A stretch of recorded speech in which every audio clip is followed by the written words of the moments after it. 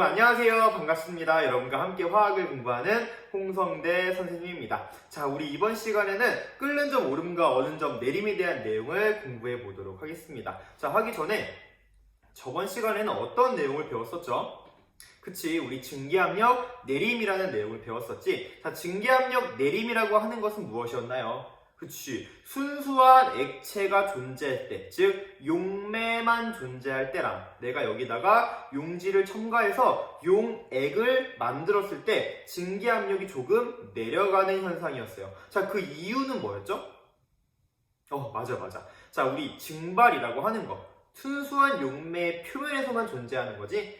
표면에서만 일어나는 거지. 자, 근데 순수한 용매만 존재할 때는 용매가 열심히 증발을 할 수가 있는데, 자, 어떻게 됩니까? 용질을 첨가하게 되면 용매 표면에 용질이 콕콕 박혀 있다 보니까 어떻게 돼? 그렇지, 용질과 용매 사이에 인력이 작용하기 때문에 용매가 잘 못 날아간다고 했어. 그러다 보니까 증기압력 곡선이 약간 내려가는 형태를 보인다라고 했죠? 이러한 현상을 우리는 증기압력 내림이다 라고 이야기를 했고요. 그 증기압력이 내려가는 정도도 우리 라울 법칙을 이용해서 유도해 보았습니다. 다들 기억나죠? 자, 이번 시간에는 순수한 액체가 용액이 되었을 때 끓는 점이 올라가는 현상인 끓는 점 오름과 어는 점이 내려가는 현상인 어는 점 내림에 대한 내용을 학습해 보도록 하겠습니다. 자, 그 학습을 하기 전에 사실은 전초 작업이 필요해요. 자, 우리 증기압력 내림 공부했을 때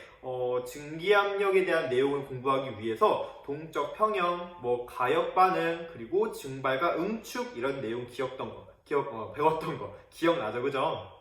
이번 시간에는 끓는 점 오름과 어는 점 내림을 이해하기 위해서 상평형 그림이라는 내용을 조금 개념을 이해하고 있어야지 또 끓는 점 오름과 어는 점 내림을 한 번에 이해할 수 있거든요. 그래서 그 전초 작업을 먼저 하고 본격적으로 끓는 점 오름과 어는 점 내림을 공부하신다고 생각하시면 되겠습니다. 자, 그럼 첫 번째 내용입니다. 물의 상평형 그림을 하기 전에 우리 선생님이 일부러 여기 물의 증기압력 곡선을 그려놨거든요. 자, 이걸 왜 그려놨을까? 일단은 설명을 좀 해보도록 하겠습니다. 물의 증기압력 곡선이야. 다들 이제는 익숙하게 보이시죠? 그죠? 그래서 1기압, 외부 압력이 1기압일 때 물의 증기압력 곡선이랑 만나는 점을 우리는 뭐라고 했어? 그렇지, 끓는 점이라고 했죠? 우리 일반적으로 끓는 점 100도씨가 되고 얘는 끓는 점이라고 얘기를 합니다. 얘들아, 끓는 점 이전에서는 물이 어떤 상태로 존재합니까? 그렇지, 액체 상태로 존재를 하고요. 그리고 끓는 점 이후에는 어떤 상태로 존재하는 거야? 그렇지, 물은 기체 상태로 존재할 것입니다. 그렇다면 선생님이 만약에 선생님이 25도씨 1기압에서 물이 어떤 상태로 존재하는지 알고 싶어. 너네 그럼 뭐라고 얘기할 거야? 선생님 액체로 존재합니다 라고 얘기를 하겠죠. 25도씨 1기압에서는 액체로 존재해요. 맞습니다. 자, 그럼 선생님이 만약에 온도를 조금 높여서 50도씨로 만들었어. 그럼 50도씨 1기압에서는 물이 어떤 상태로 존재합니까?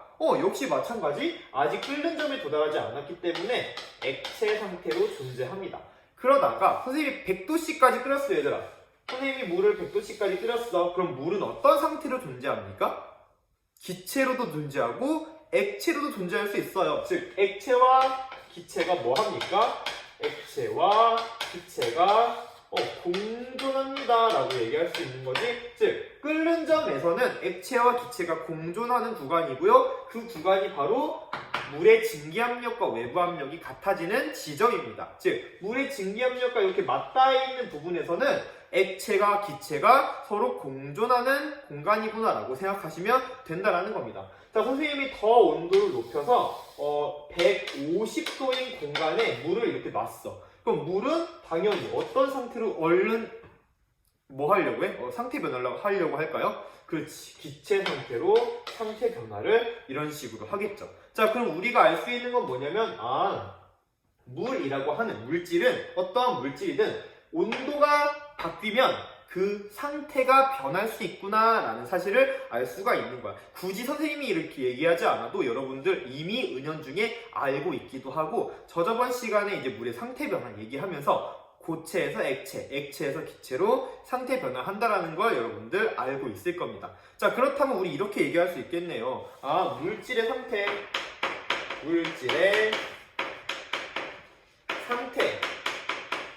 물질의 상태는 얘들아 어떤 걸 얘기를 하는 거야? 그렇지. 고체니, 그가 액체니, 기체니, 이게 바로 물질의 상태인 거지. 그럼 물질의 상태는 뭐에 의존한다고 얘기할 수 있는 거죠? 바로 온도에 의존한다라고 얘기할 수 있는 거지. 근데 이 물질의 상태는 온도에만 의존하지는 않아요. 바로 한 가지 요소가 더 있습니다. 자, 그 내용을 설명해 주기 위해서 이 그림을 그렸다고 생각하시면 되겠어요. 자, 선생님이 막 에베레스트에 막 올라갔어. 자, 올라가면은 외부 압력이 어떻게 됩니까? 낮아지죠, 그죠? 그 외부 압력이 극단적으로 0.5기압만큼 낮아졌다고 칠게요. 자, 여기를 0.5기압이라고 합시다. 자, 0.5기압만큼 낮아졌네. 자, 그랬더니 어떻게 됩니까? 외부 압력과 증기 압력이 만나는 그 지점이 어떻게 돼요? 바뀌죠, 지금. 원래 외부 압력이 1기압일 때는 여기에서 만나서 이거를 끓는 점이라고 했는데, 지금 외부 압력이 이렇게 낮아지니까 외부 압력과 증기 압력이 만나는 이 지점이 100도씨에서 50도씨로 낮아진 거잖아. 자, 그럼 생각해봐. 여기에서는 물은 어떤 상태로 존재합니까? 외부 압력이 0.5기압일 때 50도씨에서. 그렇지. 얘는 오늘 이때는 물이 끓을 거예요. 그래서 액체와 기체가 공존하고 있을 겁니다 라고 얘기할 수 있죠. 자, 그러면은 0.5기압일 때 25도씨에서는 어떤 상태로 존재해? 그럼 여기는 끓는 점이 여기, 새로운 끓는 점이 여기니까 그 이전이니까 우리 어떤 상태? 액체 상태로 존재할 수 있겠군요. 자, 그럼 거기서 100도씨에서는 여기서는 무조건 물은 기체 상태로 존재합니다. 이렇게 얘기할 수 있다고. 즉, 내가 외부 압력을 낮췄더니 그 물질이 존재하는 상태가 변화할 수 있다는 얘기죠. 자, 그래서 선생님이 여기다 이걸 하나 더 적으려고 합니다. 물질의 상태라고 하는 거, 고체, 액체, 기체는 온도뿐만 아니라 뭐에도 의존하는 값이다. 그렇지? 압력에도 의존하는 요소구나라는 거. 즉, 물질의 상태는 압력과 온도와 압력이라는 요소에 의해서 바뀔 수 있다라는 걸 얘기해 주고 싶었어요. 이해가 될까요? 자, 그리고 또 한 가지 어떤 내용을 얘기하고 싶은 거냐면, 자, 물의 증기압력 곡선에서 왼쪽 구간, 바로 이쪽 구간인 거지. 이쪽 구간. 자, 이쪽 왼쪽 구간, 여기에 만약에 점이 찍히면은, 자, 요거는 물질이 어떤 상태로 존재하는 거야? 이 물이 액체 상태로 존재하는 범위구나 라는 거 알 수 있는 거. 즉, 여기는 바로 물이 액체 상태로 존재하는 구간이야. 그렇다면 반대로 이쪽 구간은 어떤가요? 자, 증기압력 곡선의 오른쪽에 해당하는 이 구간에 만약에 점이 찍혔어? 자, 그러면 이 물은 이 빨간색 부분에서 어떤 상태로 존재해야 돼? 그렇지. 기체 상태로 존재하는구나 라는 사실.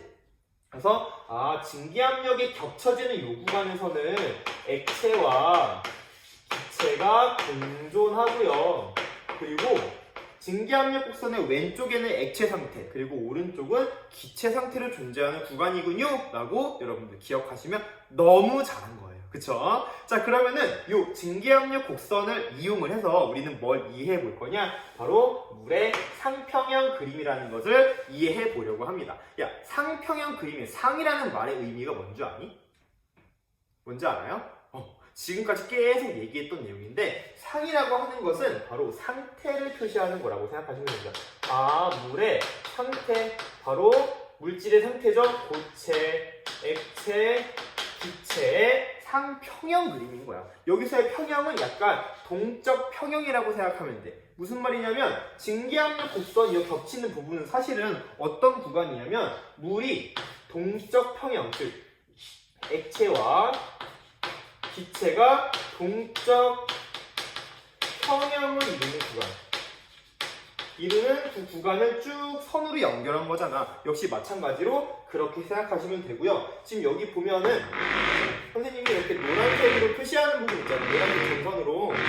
자, 요 곡선이 뭐냐면 사실 증기압력 곡선이야. 그래서 우리 지금까지 증기압력 곡선을 배웠다는 얘기는 상평형 그림에서 이 증기압력 곡선만 따로 떼가지고 배웠다라고 생각하시면 됩니다. 그 중에서 이제 앞으로 요거를 합쳐가지고 이렇게 배워보겠다는 얘기입니다. 이 나머지 영역까지요. 자, 그러면은 여기로 한번 넘어와봐. 자, 이거는 뭐라고 부른다고? 요거. 증기압력 곡선. 증기압력 곡선. 지금 이 그래프를 보면 X축은 온도고요. Y축은 압력이야. 즉, 온도와 압력에 따라 물이 상태가 어떤 상태로 존재하는지 하나하나 다 찾아본 거야. 그랬더니 요러한 그림이 그려지고 바로 요거는 액체와 얘는 액체와 기체가 공존하는 동적 평형을 이루는 바로 증기압력 곡선이라고 얘기를 합니다. 자, 그러면은 아까 얘기했듯이 이 증기압력 곡선의 왼쪽에서는 물이 어떤 상태로 존재합니까? 맞아요. 액체 상태로 존재를 하죠. 여기는 액체 상이 존재하는 구간이고요. 자, 그리고 증기압력 곡선의 오른쪽은 그렇지. 기체 상이 존재하는 구간입니다. 그럼 당연히 이거 하나 남은 구간, 이 범위는 누가 존재하는 거야? 고체 상태로 존재하는 거겠죠. 얼음, 물, 그리고 수증기라고 생각하시면 되는 겁니다. 이해가 되죠? 자, 그랬을 때 우리 뭐를 좀 보려고 하는 거냐면, 자, 지금 여기에서 요 가운데는 뭐야? 액체와 고체와 기체가 전부 다 한 번에 공존하는 구간이야. 그래서 우리는 트리플 포인트라고 해서 T라고 표시를 하고요. 자, 요 곡선의 이름은 뭐라고 할까? 얘는 누구랑 누가 공존한다고? 얘는 액체와 고체가 공존한다고. 그럼 액체가 고체가 되는 현상을 뭐라고 하죠? 융해라고 합니다. 그래서 이 곡선 자체의 이름을 뭐라고 부르냐면 융해 곡선이라고 합니다. 물론 이렇게 고체가 액체가 되는 그거를 미안. 액체가 고체가 되는 걸 응고라고 하고요. 고체가 액체가 되는 걸 융해라고 하죠. 그래서 그 융해를 따서 융해 곡선이라고 한 거야. 또 이렇게 실수하고 있어. 자, 미안하고요. 자, 여기는 뭐야? 고체와 액체, 고체가 기체가 되고 기체가 고체가 되고 다 뭐라고 하죠? 승화라고 하죠. 승화. 그래서 이 곡선은 우리는 이름을 승화 곡선이다라고 얘기를 합니다. 그쵸. 그래서 상평형 그림에 대한 내용, 구성을 조금 봤다라고 생각하시면 되겠어요. 자, 그러면은 도대체 우리가 지금 선생님이 끓는 점 오름, 어는 점 내림 가르쳐 준다고 했잖아요. 도대체 언제 알려주려고 자꾸 이 얘기만 하시나요? 자, 지금 그 얘기가 나옵니다. 자, 도대체 상평형 그림을 우리가 공부해서 끓는 점 오름과 어는 점 내림을 어떻게 이해할 수 있을까요? 자, 옆에를 한번 볼게요. 자, 다시 상평형 그림을 선생님이 그려놨고요. 선생님 지금 잠깐씩 없어지는 것 같은데 괜찮죠, 그죠?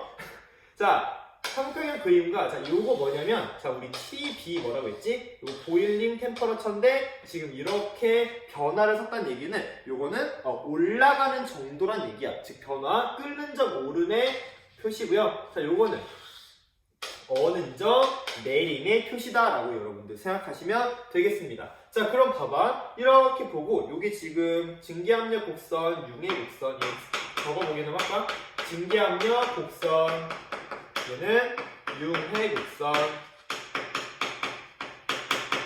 자, 그러면은 1기압, 이거 외부 압력이야.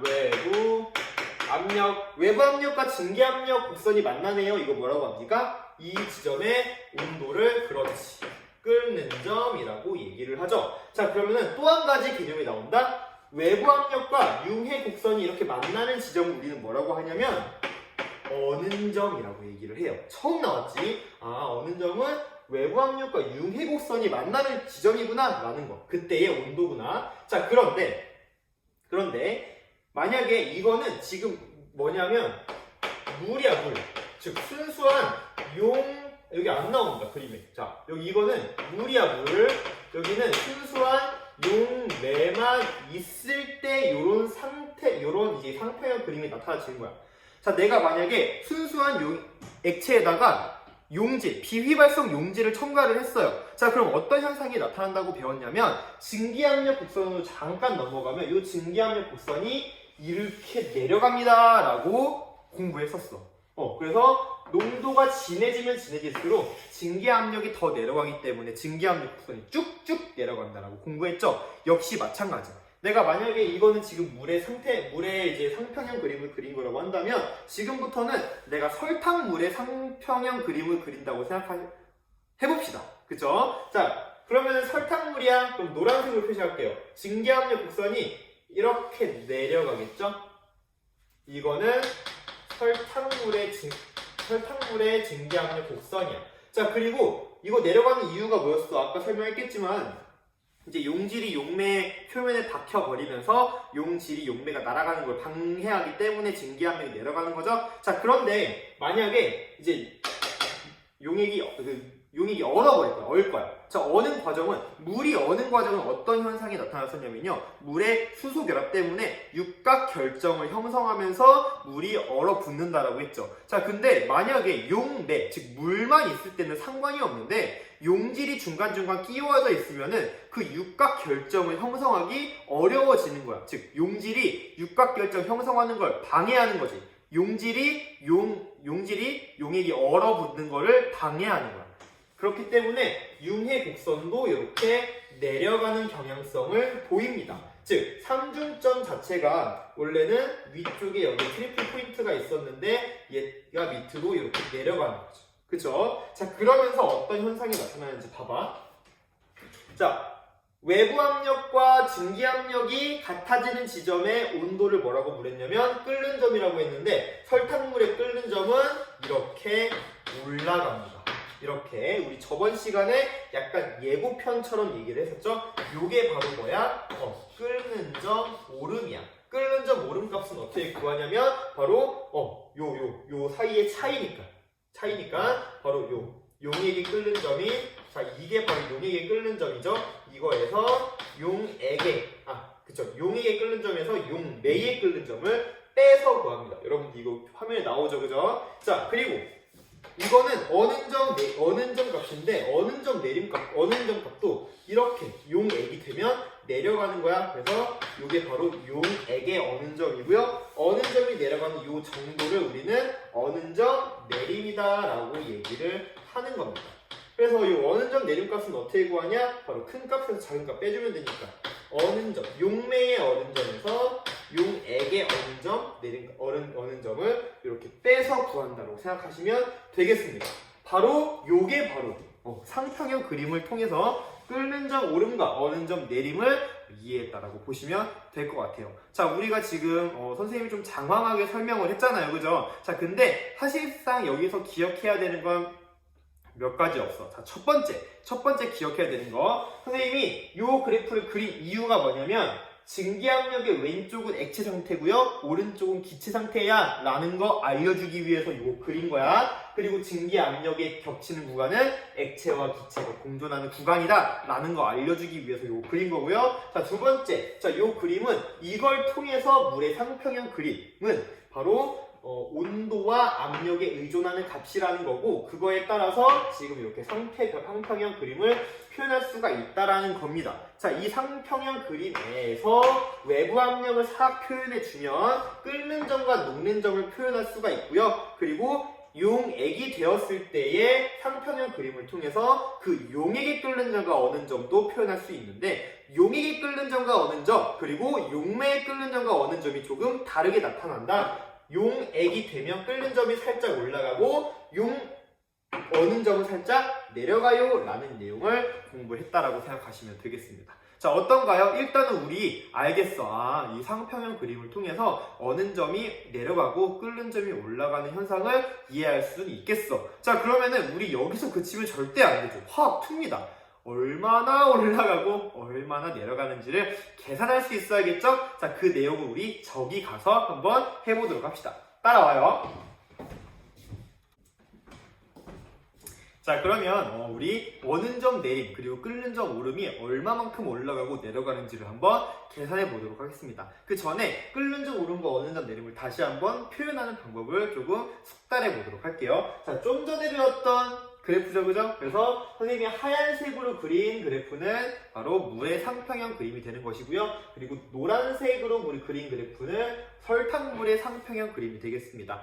물에 증기압력 곡선이 그려져 있는 상황에서 설탕물이 되면 증기압력이 내려가는 거죠. 그리고 물의 융해 곡선 역시 마찬가지로 설탕물이 되면 내려가요. 그래서 우리 일기압과 증기압력이 만나는 지점, 요 지점의 온도를 뭐라고 부른다고 했다고? 그렇지. 끓는 점이라고 부른다고 했죠. 끓는 점이야. 자, 근데 설탕물이 되면은 어떻게 된다?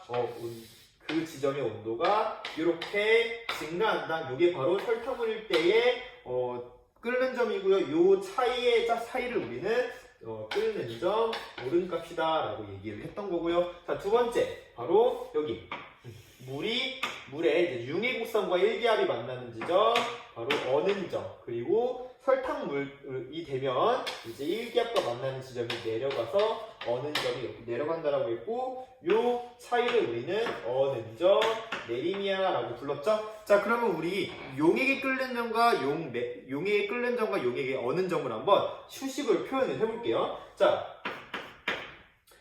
이렇게 해서 용액이 끓는 점.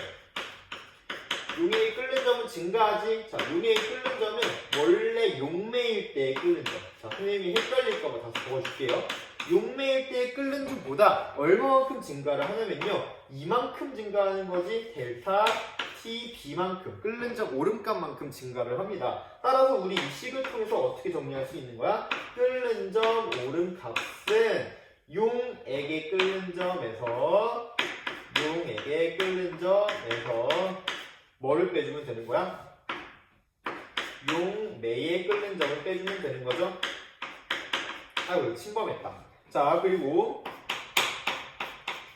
이건 끓는 점이 아니라 어는 점이지? 자, 어는 점. 용액의 어는 점 값은 어떻게 구할 수 있는 거야? 용액의 어는 점 값은요, 바로 용매의 어는 점에서 얼만큼을 이번에 빼는 거지? 바로 빼기 델타 TF, 어는 점 내리값만큼 내려갑니다 라고 생각하시면 돼요. 따라서 우리는 델타 TF, 어는 점 내림값은 TF,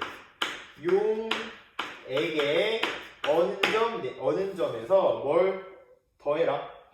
뭘 빼라? 그렇지. 잘못했죠? 용매에서 빼야 되지? 지우고.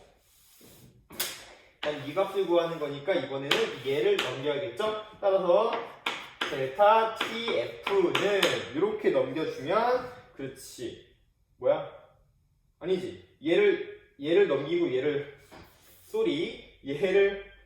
넘기고 얘를 가지고 와야겠다. 그치? 따라서 TF 용매에서 TF 다시 용액이 끓는 점을 이렇게 빼준다 라고 생각하시고, 이렇게 수식으로 여러분들 반드시 정리할 수 있어야 합니다. 자, 그렇다면 지금부터 우리가 초점을 두고 공부해 볼 부분이 이거야.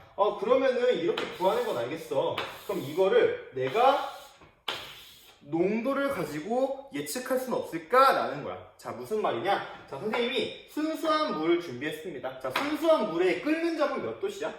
이거 온도라고 치면 이거 온도의 온도. 자, 온도 도씨로 표현을 할게요. 자, 순수한 물의 끓는 점은 이거 100도씨야, 100도씨. 그리고 순수한 물의 어는 점은 이 0도씨, 0도씨. 그쵸? 근데 내가 1몰랄 농도의 설탕물을 준비했어. 그리고 1몰랄 농도의 설탕물의 끓는 점을 한번 측정해 봤습니다. 자, 그랬더니 이 1몰랄 농도의 설탕물의 끓는 점이 몇이 나왔냐면 100.52도씨가 나왔대. 일단은 측정값이에요, 측정값. 자, 그리고 또 한 가지. 2몰랄 농도의 설탕물을 한번 또 끓는 점을 측정해 봤습니다. 그랬더니 2몰랄 농도의 끓는 점은 몇이 나왔냐면 101.04도씨가 나왔다고 합니다. 야, 뭔가 우리 수학을 잘하는, 우리 등차 수학을 잘하는 친구들 봐봐. 끓는 점 100도씨에서 얘 얼마큼 증가했니? 0.52도씨만큼 증가했죠? 자, 여기는 똑같이 0.52도씨만큼 증가했습니다. 뭔가 규칙성이 있지 않아? 또 한 가지 한번 볼게요. 자, 내가 1몰랄 농도짜리 설탕물을 한번 얼려봤어. 어느 점을 측정해봤어? 그랬더니 약 어느 정도가 나왔냐면 여기는 마이너스 1.86도씨만큼이 나왔대요. 자, 그리고 또 이 몰랄 농도짜리를 어는 점을 준비해봤어. 그랬더니 얘는 몇이 나왔냐? 3.72도씨만큼이 나왔대요. 마이너스. 자, 그럼 여기서도 한번 요 차이 값을 봐봐. 얘는 얼마나 내려간 거야? 그치? 얘는 마이너스 1.86도씨만큼 내려간 거고, 얘도 똑같이 여기 사이는 1.86도씨만큼 내려간 거잖아. 뭔가 규칙성이 보인다. 자, 선생님이 여기를 한번 이렇게 연결해 볼게. 자, 얘는 몰랄 농도가 증가하면 증가할수록 증가하는데, 얘가 이렇게 1몰랄 농도, 2몰랄 농도, 3몰랄 농도에서는 또 0.52도씨만큼 증가를 하겠죠. 역시 마찬가지. 어는 점도 이렇게 뭔가 규칙성을 띠면서 내려간다는 얘기야. 그래서 요거를 한 번은 어떻게 정리해 볼 거냐면요. 그렇다면 1몰랄 농도당 온도 변화를 한번 조사해 보고 싶은 거야. 즉 1몰랄 농도당 온도의 변화의 의미는 바로 이거지. 1몰랄 농도당 온도 변화. 자, 요 도씨 퍼 몰랄 농도 요거를 한번 보겠다는 얘기야. 자, 끓는 점에서 그리고 어는 점에서 한번 보겠습니다. 자, 끓는 점 봐봐. 1몰랄 농도당 얼마큼씩 올라가고 있으니까 0.52도씨만큼 올라가고 있죠. 얘는 1몰랄 농도당 0.52도씨만큼 올라가는 거야. 끓는 점이. 자, 어는 점은 어떻습니까? 마이너스 1.86도씨만큼 내려가고 있지? 자, 이것이 바로 1몰랄 농도당 어는 점의 변화란 얘기야. 그래서 이 값을 우리는 아예 뭐라고 부를 거냐면, 이 값을 상수처럼 해서 얘는 몰랄 오름 상수. 자, 이렇게 할게요. 얘를 몰랄 오름 상수, 얘는 몰랄 내림 상수라고 부를 거야. 그래서 이 값을 우리가 안다라는 건 얼마나 큰 영향력이 있는 거냐면, 잘 봐라. 이런 느낌인 거지. 내가 끓는 점 오름값을 알고 싶어. 자, 내가 이 값을 알고 싶은데 1몰랄 농도일 때의 아니다. 2몰랄 농도일 때의 끓는 점을 알고 싶은 거야. 그러면은 요 식을 어떻게 쓸 수 있냐면, 이 1몰랄 농도당 0.52도씨 퍼 몰랄 농도만큼 올라가는데, 내가 가지고 있는 용액이 2몰랄 농도야. 그럼 얼마만큼 올라간다고? 그렇지. 몇이야? 1.04도씨만큼 올라갈 거야. 이렇게 구할 수가 있다고. 또는 이거 보입니까? 도씨? 이거 당연히 안 보여도 되죠? 자, 만약에 어는 점 같은 경우, 내가 예를 들어 어는 점은 1몰랄 농도당 1.86도씨만큼 내려가는데 나는 3몰랄 농도일 때를 알고 싶어 하면은 요거 구할 수 있다는 얘기죠. 요 값이 몇인지 우리가 구할 수 있다는 거. 선생님 산수 못해서 안 하는 거 아닙니다. 귀찮아서 안 하는 거예요. 자, 그래서 정리해 봅시다. 우리는 각각 끓는 점 오름과 어는 점 내림 값을 일반화 시켜 보겠다는 얘기. 델타 TB, 즉 끓는 점 오름 값은 어떻게 쓸 수 있냐면, 몰랄 오름 상수. 선생님이 이거 KB라고 쓸게요. 몰랄 오름 상수. 그래서 몰랄 오름 상수 1몰랄 농도당 증가하는 끓는 점의 온도 곱하기 몰랄 농도를 곱해주시면 되는 거고요. 그리고 얘는 어는 점 내림 값도 역시 마찬가지. 1몰랄 농도당 어는 점 내림 값, 즉 1몰랄 농도당 어는 점 내림 값, 몰랄 내림 상수 곱하기 몰랄 농도, 이렇게 해가지고 각각의 끓는 점 오름과 어는 점 내림 값을 계산할 수가 있다라는 겁니다. 어떻게 좀 이해가 될까요? 그죠? 사실은 원래는 이렇게 한 게 아니고요. 우리 근사적으로 이용해서 이 값을 유도를 합니다. 자, 그런데 우리 지금 이 식을 막 물리화학적으로 수식을 막 쓰면서 이 식을 할 수는 없잖아요. 그죠? 그러니까 선생님이 이런 식으로 이해할 수 있게 여러분한테 제공해 주는 거니까, 여러분들은 너무 복잡하게 생각하지 말고, 이러한 실험적인 사실로 인해서 이러한 식이 유도되었구나 라고 생각하고 요거를 여러분들 암기해 두시면 되겠죠. 그쵸? 자, 그래서 여기다가 한번 써보면, 이제부터는 끓는 점 오름 어는 점 내림, 요거 잠깐 지울게요. 자, 그래서 우린 이제 앞으로 이렇게 쓸 수 있는 거야.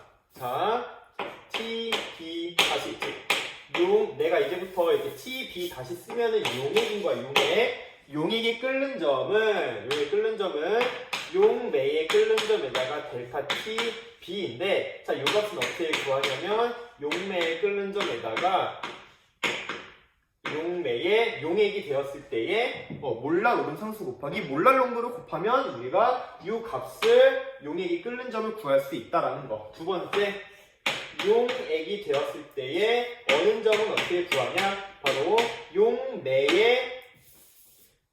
용매의 어는 점에서 빼기 델타 TF로 구하는데 이 값은 델타 TF는 바로 몰랄 내림 상수 곱하기 몰랄 농도였어 라고 구하시면 되겠죠. 자, 이렇게 해서 우리 몰랄 농도를 통해서 끓는 점, 오름과 어는 점, 내림 값을 구하는 방법에 대해서 공부를 했습니다. 자, 우리 저번 시간에 우리 몰랄 농도 배울 때 어떤 내용이 있었냐면요. 몰랄 농도는 부피에 따라 그 농도 값이 변하지 않기 때문에 묽은 용액의 성질을 연구하는 데 사용한다는 얘기를 했었죠. 그래서 우리는 몰 농도를 사용하지 않고 이 몰랄 농도를 사용한다라고 생각하시면 되고요. 또 한 가지 뭐냐면 우리 이 몰랄 오름상수, 몰랄 내림상수의 의미는 1몰랄 농도당 온도 변화라는 의미를 가지고 있으며 요 값은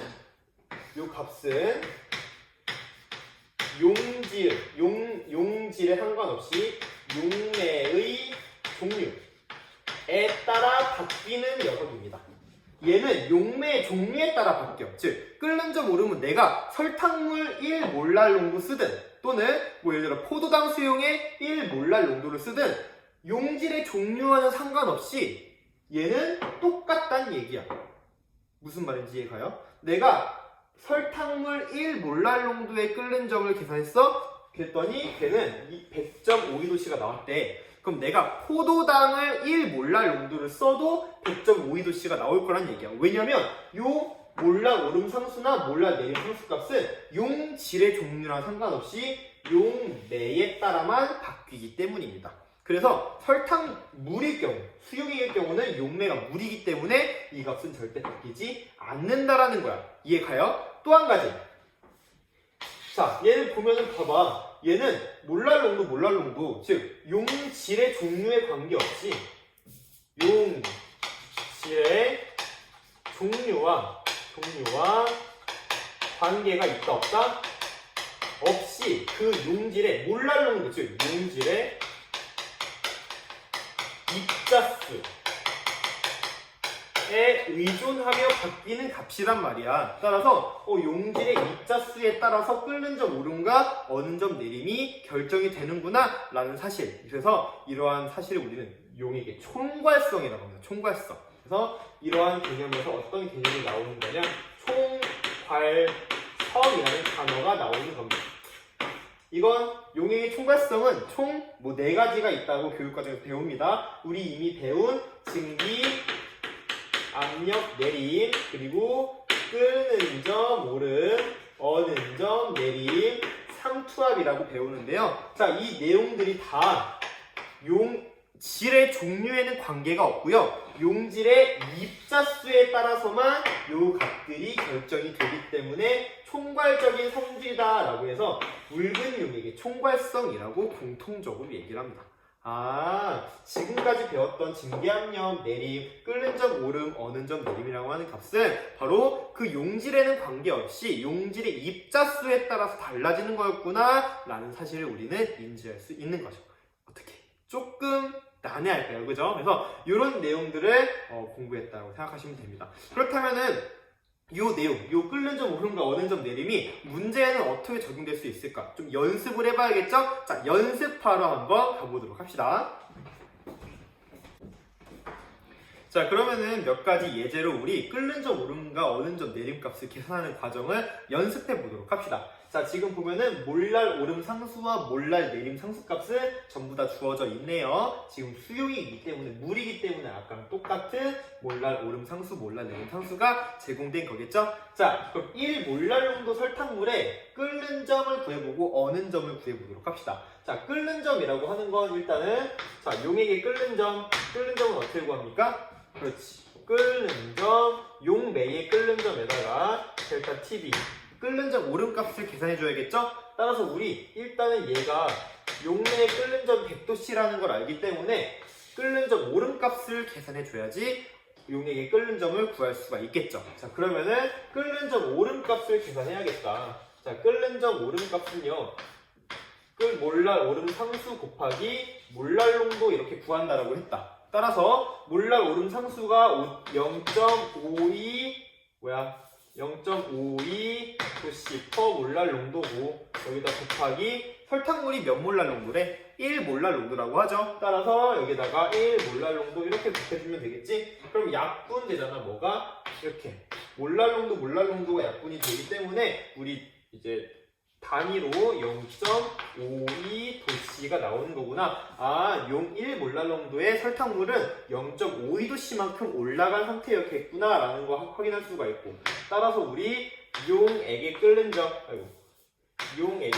점이라고 하는 건 100도씨 더하기 0.52 도씨니까 100.52 도씨만큼일 거야 라고 구할 수가 있는 거죠. 자, 똑같이 역시 같은 방법으로 해볼게요. 자, 어는점 내림, 즉 용액의 어는점 값을 구하기 위해서는 용매의 어는점에서 어는점 내림 값을 이렇게 빼줘야겠죠, 그죠?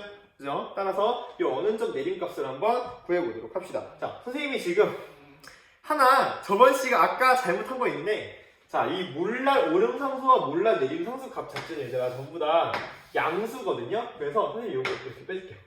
자, 미안해. 지금 이거 쓰면서 전혀 생각나는데, 자, 몰랄 내림 상수는 마이너스 1.86 도씨 퍼 몰랄 농도가 아니라 그냥 1.86 도씨 퍼 몰랄 농도입니다. 알겠죠? 자, 아까 선생님이 설명 잘못한 거야. 그 마이너스가 아니라 그냥 양수를 표현을 하는 거예요. 왜냐면 여기에서 빼주기 때문에 그런 거예요. 빼주기 때문에. 알겠죠? 자, 미안해. 아까 선생님이 어떤 부분 설명 잘못했냐면요. 바로 이 부분이에요. 1 몰랄 농도당 온도 변화라고 해서 얘는 도씨 퍼 몰랄 농도로 표현한다라고 했잖아. 그리고 끓는 점에서는 이 1 몰랄 농도당 0.52 도씨만큼이기 때문에 1 몰랄 농도당 0.52 도씨만큼 올라간다고 해서 이거 몰랄 오름 상수라고 표현했고요. 그리고 어는 점에서는 얼마큼 내려간다고? 1.86 도씨만큼 올라가기 때문에 이 값을 1 몰랄 농도당 1.86 도씨인데 이걸 몰랄 내림 상수라고 하는데, 근데 선생님이 앞에다 마이너스를 붙여버렸어요 아까. 그러니까 이 변화값 자체는 온도 변화기 때문에 이 값 자체는 양수야. 양수를 표현하기 때문에 요거는 플러스 이렇게 표현한다는 거. 근데 미안해요. 몰랄 내림 상수, 몰랄 오름 상수 전부 다 양수 값을 이렇게 표현합니다. 왜냐면 변화 값이기 때문이야. 변화값. 아까 그렇게 해가지고 마음이 좀 안 좋네요. 다시 찍기는 좀 그래서 이대로 갈게요. 미안해요. 알겠죠? 자, 그러면은 다시 어는 점 내림 값 구해볼까? 어는 점 내림이라고 하는 거는 몰랄 내림 상수 곱하기 몰랄 농도잖아, 그지? 자, 그럼 여기서 1.86 몰랄 내림 상수 플러스 1.86 도씨 퍼 몰랄 농도 곱하기 요거 1 몰랄 농도니까 이렇게 단위가 약분되면서 요거 1.86 도씨만큼 내려갈 거야 라고 생각을 하는 거지. 따라서 용액의 어는 점 내림 값은 0도씨에서 얼만큼 내려갈 거야? 1.86 도씨만큼 내려가기 때문에 마이너스 1.86 도씨다. 1.86 도씨다. 이렇게 구해낼 수가 있다라는 겁니다. 그쵸? 여러분들 선생님이 아까 잘못 설명했다고 헷갈리면 안 됩니다. 알겠지? 자, 그러면은 똑같이 한번 1 몰랄 농도짜리 포도당을 구해볼 건데, 역시 이거는 계산 하나만화인 거지. 왜냐면 아까 뭐라고 했냐면 용질의 종류와는 관계없이 그들의 입자수에만 달라지는 것이 그 묽은 용액의 총괄성이라고 했고, 그 총괄성에는 증기압력 내림, 끓는 점 오름, 어는 점 내림, 그리고 삼투압이 있다고 했는데 삼투압은 버리고 이 값들이 있다고 했기 때문에 끓는 점 오름과 어느 점 내린 것이 똑같이 나타날 거야 라고 하는 거죠. 따라서 뭐 어차피 대입하는 값이 여기다 1몰랄 정도 넣을 거잖아. 그러니까 얘는 여러분들 똑같이 계산될 수 있음을 적어주시면 되겠습니다. 그치? 자, 그렇다면은 이번에는 서로 다 용질 달라. 근데 뭐가 다르냐면 이번에는 농도가 다르네. 이거 똑같이 해주시면 되죠. 자, 요소일 때의 끓는 점 오름 값은 몰랄 오름 상수 0.52 곱하기 몰랄 농도 2몰랄 농도니까 이거 몇이야? 그치? 1.04 도씨만큼 올라가겠죠? 끓는 점이. 따라서 끓는 점, 요게 끓는 점값 구해보면 101.04 도씨일 거야 라고 구할 수가 있는 거고.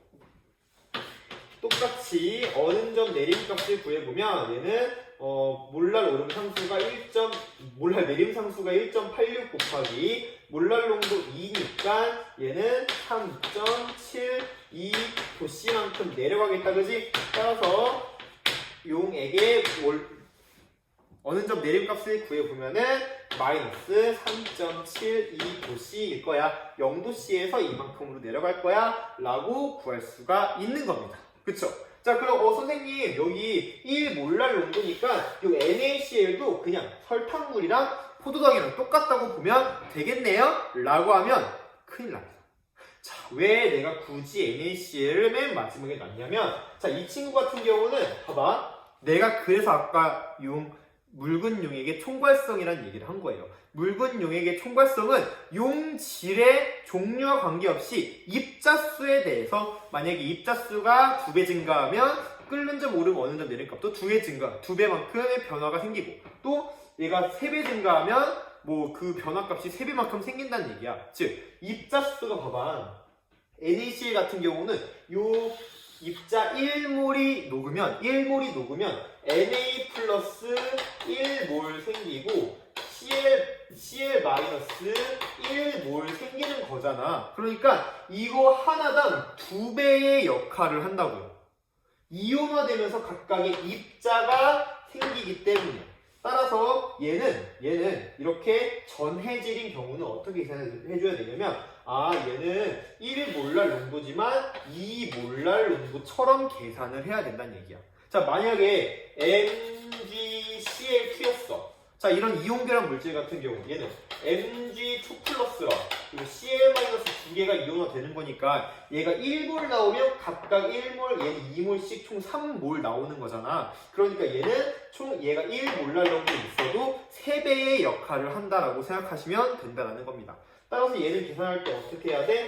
델타 TB 계산할 건데 0TB를 계산해. 자, 끓는 점 오름값은 0.52도씨 곱하기 얘는 1몰랄 농도인데 이거 자체가 하나당 2개의 역할을 하기 때문에 2를 꼭 곱해 주셔야 된다라고. 이렇게 전해질인 경우는 여러분들 조심해야 됩니다. 몇 개의 입자로 나뉘는지를 반드시 고려하셔야 돼요. 따라서 이거 계산해 주면은 몇이야? 1.04 도씨만큼 올라가. 1몰랄 농도 NaCl에 끓는 점 용액의 끓는 점은 101.04 도씨라고 쓸 수 있는 거지. 역시 마찬가지 어느 점 내린 값을 계산해 주면 1.86 곱하기 몇? 1몰랄 농도. 근데 얘는 2배의 역할을 합니다. 2를 곱해주면 3.72 도씨가 나오고요. 따라서 그 용액의 어느 점 값은 0도씨에서 이걸 빼준 거니까 마이너스 3.72 도씨야 라고 구할 수가 있는 겁니다. 자, 알겠죠? 그래서 여기에서 끓는 점 오름값과 어느 점 내림값을 구하는 건 어렵지 않았을 텐데, 이런 식으로 전해질이 나왔을 때는 여러분들 몇 개의 입자로 이온화 되는지를 반드시 고려해야 된다는 걸 기억해 주시면 되겠고요. 선생님이 아까 실수한 요거 몰랄 오름 상수와 몰랄 내림 상수는 언제나 양수값을 갖는다는 것까지 이해했으면 좋겠습니다. 그럼 마지막으로 우리 연습 문제 2문제 남아있는 거 있죠? 그거 풀고 오늘 수업 마치도록 하겠습니다. 자, 따라와요. 자, 연습 1, 2번 문제입니다. 자, 1번부터 보겠습니다. 자, 물 200g에 요소 3g을 섞은 수용액에 끓는 점을 구하라고 합니다. 자, 일단은 그럼 이렇게 생각을 해야겠지? 자, 우리 용액에 끓는 점을 구할 거야? 그러면은 용매에 끓는 점에다가 끓는 점 오름 값을 더해줄 거야. 자, 근데 끓는 점 오름 값은 어떻게 구하냐면 이 끓는 점 오름 값은 몰랄 오름 상수 곱하기 몰랄 농도로 구해야 돼. 자, 우리 일단 여기서 알고 있는 값을 한번 적어보면 끓는 점, 요게 끓는 점은 용매에 끓는 점은 100도씨로 알고 있죠? 왜 물은? 용매가 물이니까. 그럼 여기다가 끓는 점 오름 값만 곱해주면 되겠다. 자, 그럼 나와 있는 값을 다 해봐. 끓는 점 오름 값은 현재 몰랄 오름 상수 0.52로 나왔고요. 0.52도씨 퍼 몰랄 농도로 나왔고요. 곱하기 몰랄 농도 구해야겠네? 자, 그럼 이 조건을 가지고 우리 몰랄 농도를 구해야 되는 거지? 구해봅시다. 자, 몰랄 농도를 구해보는 거야. 자, 몰랄 농도의 정의 용매가 몇 그램? 자, 지금 현재 용매는 200g 있는 상황이고요. 자, 용질에 뭘 쓴 거지? 용질은 몇 몰? 지금 그램으로 나왔는데 우리 이 친구의 몰수를 알려면 60 화학식량으로 나눠주면 되겠다. 그치? 그래서 60분의